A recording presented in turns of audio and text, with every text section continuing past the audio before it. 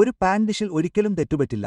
ഈ Cajun jumbo എല്ലായ്പ്പോഴും ഹിതാകും. സത്യം പറഞ്ഞാൽ ഇത് എന്റെ പ്രിയപ്പെട്ട ഒന്നാണ്. കുറച്ചുകൂടി കിക്ക് തരാൻ എനിക്ക് ചൂടുള്ള സോസ് വേണം. അപ്പോൾ ഞാൻ അത് എങ്ങനെ ചെയ്തുവെന്ന് ഞാൻ കാണിച്ചുതരാം. അപ്പോൾ ആദ്യം നമുക്ക് കുറച്ച് എല്ലില്ലാത്ത ചിക്കൻ തുടകൾ മുറിക്കാം. നല്ലതും കാജുൻ സീസൺ, കുറച്ച് ഉണങ്ങിയ തൈം, ഓറഗാനോ എന്നിവ ചേർത്ത് രുചികരമായത് എടുക്കാം. അത് നന്നായി കലർത്തിക്കഴിഞ്ഞാൽ നമുക്ക് ഇവ മാറ്റിവെക്കാം. നമ്മൾ നമ്മുടെ ജംബോലയിൽ തുടങ്ങാം. അപ്പോൾ എണ്ണ പാനിൽ നമ്മുടെ ഇന്ദുലി സോസേജുകൾ ചേർക്കാം. അവ നല്ലതും തവിട്ടുനിറമാകുമ്പോൾ നമ്മൾ അവ നീക്കം ചെയ്യാൻ പോകുന്നു. പിന്നെ നമ്മൾ നമ്മുടെ ചിക്കൻ ചേർക്കാൻ പോകുന്നു. അത് അടിസ്ഥാനപരമായി ആ ഫ്ലേവറിൽ പാകം ചെയ്യുക എന്നതാണ്. ഇനി നമ്മുടെ ചിക്കൻ പാകം ചെയ്തു കഴിഞ്ഞാൽ നമ്മൾ അത് നീക്കം ചെയ്ത് അരിയിൽ തുടങ്ങാം. അതുകൊണ്ട് നമ്മൾ കുറച്ച് വെണ്ണ ഉരുക്കി കുറച്ച് വെളുത്തുള്ളിയും നമ്മുടെ ഹോളി ട്രിനിറ്റിയും ചേർത്ത് എല്ലാം ആരോഗ്യകരമാക്കും. ഇനി ഒരു തുള്ളി തക്കാളി പേസ്റ്റ് കൂടി ചേർത്ത് അരിയുടെ കൂടെ വേവിക്കുക. അങ്ങനെ നമുക്ക് ഇത് ടോസ്റ്റ് ചെയ്യാം. ഇനി അത് ടോസ്റ്റ് ചെയ്ത് നന്നായി മിക്സ് ചെയ്തു കഴിഞ്ഞാൽ ഒരു കാർട്ടൺ ചിക്കൻ ബ്രൂത്ത് നമുക്ക് ഉപയോഗിക്കാം. നമ്മുടെ ആൻഡി സോസേജുകളും ചിക്കനും വീണ്ടും പരിചയപ്പെടുത്താം.